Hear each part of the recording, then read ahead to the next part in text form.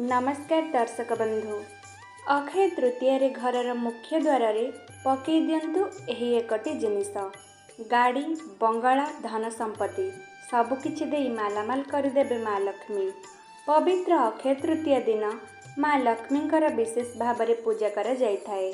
एही शुभ दिन में किछि विशेष कथा ध्यान रखिबा द्वारा माता लक्ष्मी अत्यंत प्रसन्न होइथांती।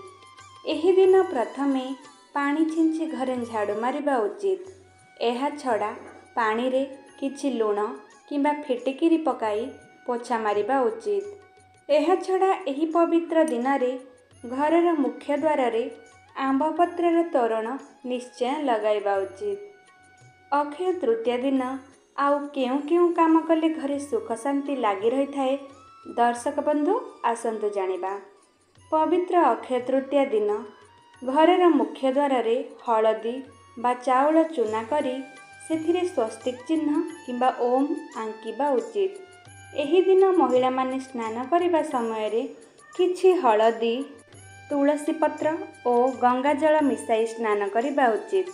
एहा छड़ा एही दिन पानी रे किछि हलदी मिसाई घर सारा छिंचिबा द्वारा घरे सकारात्मक ऊर्जार आगमन होइथाए। एही दिन किछि सुना माता लक्ष्मी पाखरे रखी पूजार्चना करिबा द्वारा प्रचुर धन प्राप्ति होइथाए।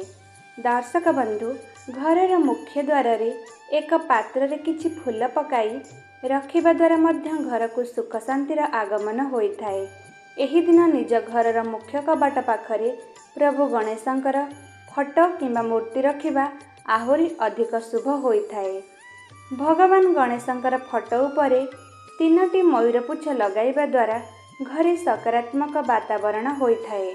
घरु कलह और विवाद दूर करबा पई एवं धनर आगमन पई एही पवित्र दिन रे पानी रे अल्प लूण मिसाई घरर दक्षिण पश्चिम कोण रे रखिबा लाभदायी होइथाए। एही पानी को आपण 15 दिन रे थरे बदलाई देबे। जदि वैवाहिक जीवन रे समस्या लागी रहुछि किंबा घरे कौनसी व्यक्ति असुस्थ अछंती तेबे तांको रूम रे एक पात्र रे लूण फिटिकिरी पकाई रखंतु और एहाको प्रति 7 दिन रे थरे बदलाई दियंतु। एपरी करिबा द्वारा एही सब समस्यार शीघ्र समाधान होइथाए। एहा सह अक्षय तृतीय दिन संध्या रे घरर मुख्य द्वार रे एक दीप लगाइबा द्वारा मध्य शुभ फल प्राप्ति होइथाए।